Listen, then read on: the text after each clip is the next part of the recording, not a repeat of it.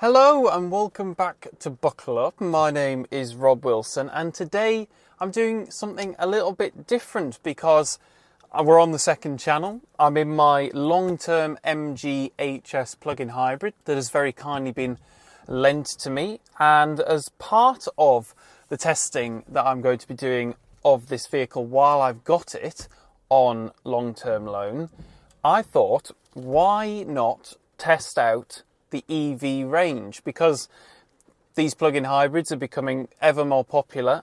So what I've done is I've just charged it for several hours, about 4 hours, and that brings it up to its maximum 100% charge rate, and it is showing that we have 74 miles of range on the clock. And I'm about to do a really long drive down to Leamington Spa, and then I'm doing various other things when I'm there, buckle up things. I'm going to Wales in some Volvos, but you'll see that on the main channel. So I thought what I'd do is I just document the journey, see what it is capable of, and yeah, let's get cracking. Right, so what I didn't mention at the start of the video is that I'm actually giving this the toughest kind of range test that there is for an electric car, and that is by going on a British motorway, because that is not where EVs or battery powered vehicles are strongest. It's where they are weakest. So I've reset the trip computer and I've now been driving for exactly 12 miles and I have lost 17 miles of range according to the computer. We've been doing 2.7 miles per kilowatt hour, which isn't terrible actually, given the scenario that we're in here. And it is worth mentioning, I've covered all of this sort of stuff in the main review, but for those who haven't seen that, we've got a 24.7 kilowatt hour battery on board. So it's actually fairly sizable.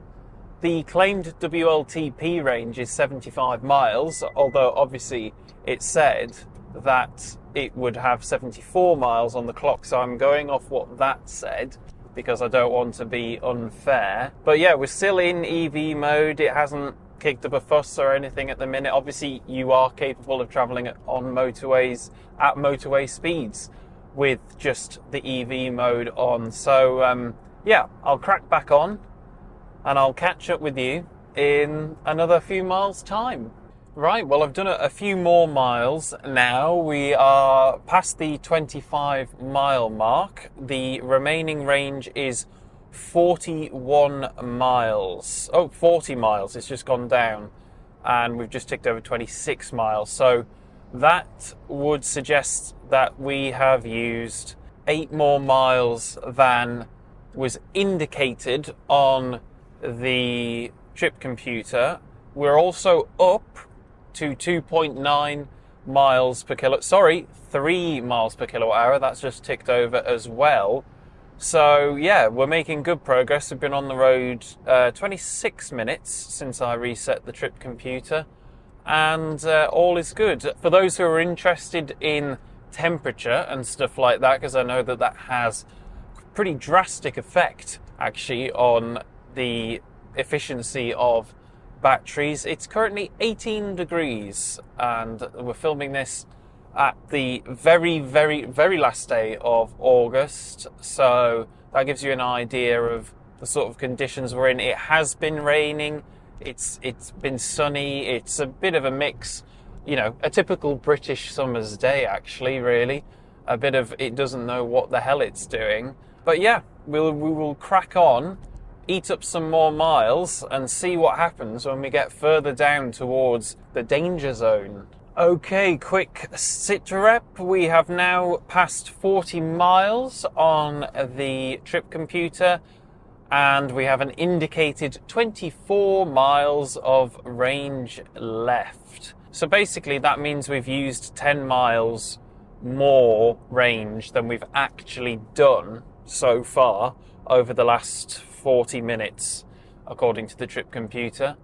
The miles per kilowatt hour has just creeped up to 3.1, I've also turned on the MG Pilot system because we're on a motorway. I wanted to have a mix of me driving versus this, you know, the car driving itself, basically, because this has got full self-driving stuff, or as much self-driving stuff as you really can have legally, which is that it keeps itself centered in the lane as long as you have your hands on the steering wheel, and it can feel that with sensors in there.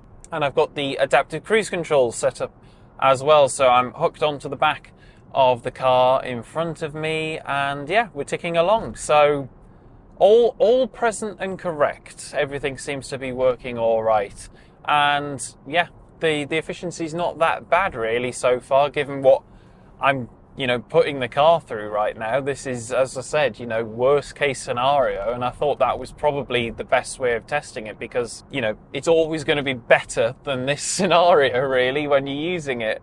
I have been using it around town over the time that I've had with the vehicle so far, and just leaving it in EV and using my wall charger at home, because why wouldn't you? You know, solar panels, I can charge it off those most of the time, or, you know, you get a cheap tariff and do it overnight. And really, I've been driving around in this car for, what would it be now, 2.5 weeks? I haven't put any petrol in yet, and it's not like I haven't been doing any miles.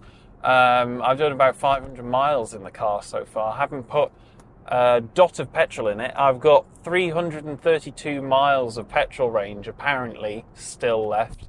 I think it had about 500 when I started. So it really shows you that when you just use the EV stuff on these plug-in hybrids, especially when they've got a battery this big and a theoretical range this big, you can essentially just use this as an electric vehicle, and then the petrol engine is there for when you're doing these long trips. And I think what I might do actually is, when eventually I'm going to run out of EV on this trip, I've got 148 miles left before I get to my destination, I'm just going to carry on the video, see what happens, see what happens when the engine comes in, and how much the average MPG drops over that time, because at the minute, obviously, it's only showing 99.9 miles to the gallon because we're not using any petrol at all. So yeah, I think it'll be an interesting test. But first, EV.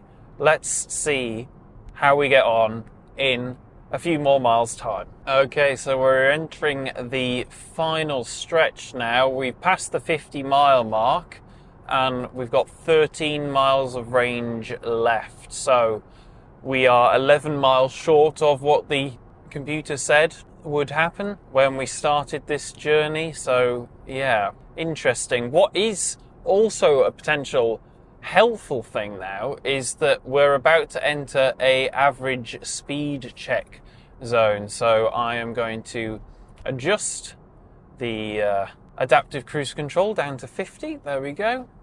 And then we'll carry on our merry way, see what difference that makes. We are up to 3.2 miles per kilowatt hour, so we are actually improving efficiency as we've gone further on this journey. So yeah, let's see what we can get it up to. Right, well, you join me on the horrible concrete section of the M1 as we continue to head south, and we are now past 60 miles. We're 61.3 miles into this journey. We're over an hour in. Miles per kilowatt hour is still 3.2, and we are down to our last 4 miles of juice. So we really are in the final stages of this test. I have to say though, I am extremely impressed at the apparent validity of the results that have been conducted by the WLTP figures, because I don't know, I just in my experience they're always just complete nonsense basically most of the time.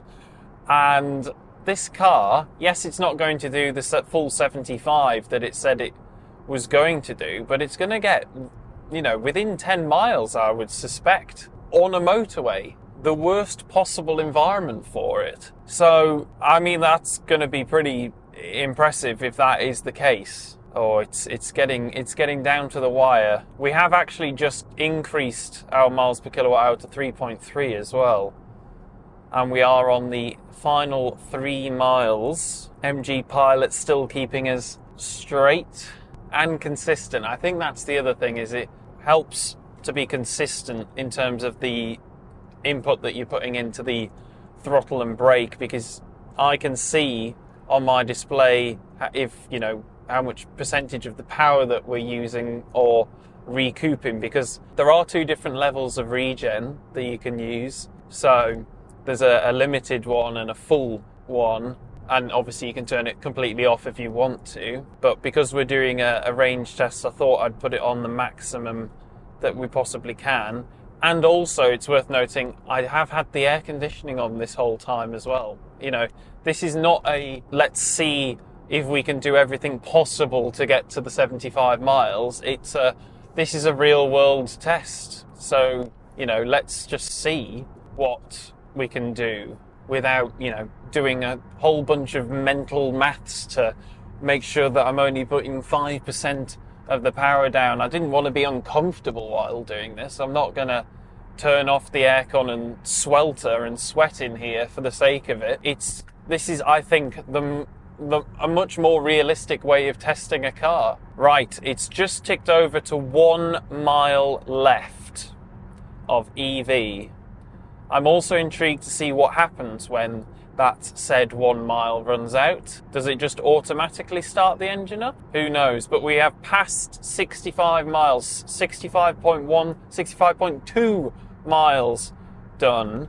I've never been so excited about miles per gallon or EV range test before. It's still in EV. I haven't had any sort of warning come up on the screen to say, you know, you're about to run out, so I'll let you know when that happens. 55.8 miles we have done so far. So we are definitely within the 10 miles of the expected WLTP figure for just using the battery. 0. We have ticked over to 0 miles. But again, nothing has come up on the screen to say we're going to turn the engine on now. So we really are eking out the absolute dregs of the battery. 66.7 miles have been completed without the engine turning on. The engine has just come on. It's gone into HEV. 66.9 miles we managed to achieve before the engine turned on. Wow, that is impressive. That is impressive given the scenario that I have given this car. It's not easy to do that sort of efficiency when you are travelling on a motorway. That's very impressive. We've still got 124 miles to go before we get to the destination. So yeah, as I said, let's just see what happens. Let's see how the miles per gallon are now going to be affected by that engine coming on. Oh, so exciting, isn't it?